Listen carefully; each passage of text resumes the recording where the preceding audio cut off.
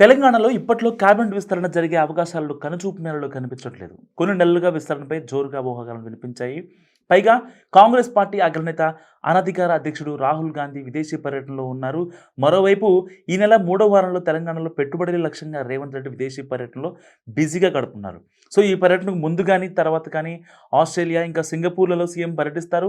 ఇంకోవైపు సంక్రాంతి పండుగ సందర్భంగా 7 దినాలు నడుస్తున్నాయి. సో ఈ నేపథ్యంలో తెలంగాణ క్యాబినెట్ విస్తరణ ఫిబ్రవరిలో బడ్జెట్ సమావేశాల తర్వాత ఉండే అవకాశాలు మెండుగా ఉన్నాయి.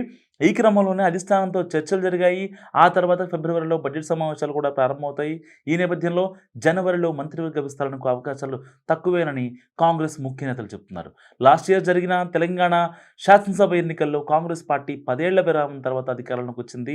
అంతేకాదు కకావికలమైన పార్టీని ఏకతాటిపై తీసుకొచ్చి కాంగ్రెస్ పార్టీని అధికారంలో తీసుకొచ్చారు అప్పటి తెలంగాణ కాంగ్రెస్ పార్టీ అధ్యక్షుడు రేవంత్ రెడ్డి.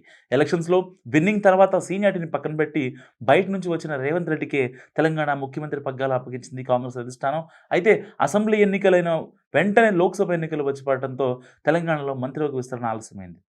దీంతో పరిపాలన కంటే సార్వత్రిక ఎన్నికల్లో ఎంపీ సీట్లు గెలవడంపైనే ముఖ్యమంత్రి రేవంత్ రెడ్డి దృష్టి సారించడం జరిగింది. ఈ ఎన్నికల్లో తెలంగాణలో కాంగ్రెస్ పార్టీ 8 లోక్సభ సీట్లను గెలుచుకుంది. అటు భారతీయ జనతా పార్టీ కూడా 8 సీట్లు గెలుచుకొని సమఉజ్జిగా నిలిచింది. దీంతో తెలంగాణ కాంగ్రెస్ పార్టీ బీజేపీకి పక్కలో బలంగా మారింది. మరోవైపు బీఆర్ఎస్ కూడా కాంగ్రెస్ పార్టీ ప్రతిపక్షంగా చుక్కలు చూపిస్తుంది. అయితే రేవంత్ రెడ్డి కూడా కేసీఆర్, చంద్రబాబు మాదిరే పక్క పార్టీల వారిని కాంగ్రెస్ పార్టీలో చేర్చుకునే పనిలో పడ్డారు. కొత్తగా జరిగే కేబినెట్ విస్తరణలో మరో 6గురికి మాత్రమే ఛాన్స్ ఉంది. ఇందులో భాగంగా మక్తల్ శాసనసభ్యుడైన వాకిటి శ్రీహరిని మంత్రివర్గంలో తీసుకునే అవకాశాలు కనిపిస్తున్నాయి. అటు కోమటిరెడ్డి రాజగోపాల్ రెడ్డి కూడా ఈసారి మంత్రివర్గంలో తీసుకుంటారా అని చూడాలి. ఆల్రెడీ రెడ్డిలతో పాటు కోమటిరెడ్డి అన్న కూడా మంత్రిగా ఉండడంతో ఆయనకు మంత్రివర్గంలో స్థానం దొరకడం అనుమానం అని చెప్పాలి. అటు చెన్నూరు ఎమ్మెల్యే వివేక్‌ని కూడా మంత్రి పదవి దక్కడం గ్యారంటీ అని చెప్తున్నారు. తెలంగాణలో మొత్తంగా 18 మందికి ముఖ్యమంత్రితో కలిపి క్యాబినెట్ బెర్త్ ఛాన్సెస్ ఉన్నాయి. ఇప్పటికే క్యాబినెట్‌లో ముఖ్యమంత్రితో కలిసి దాదాపు 4 రెడ్లకు స్థానం దక్కింది.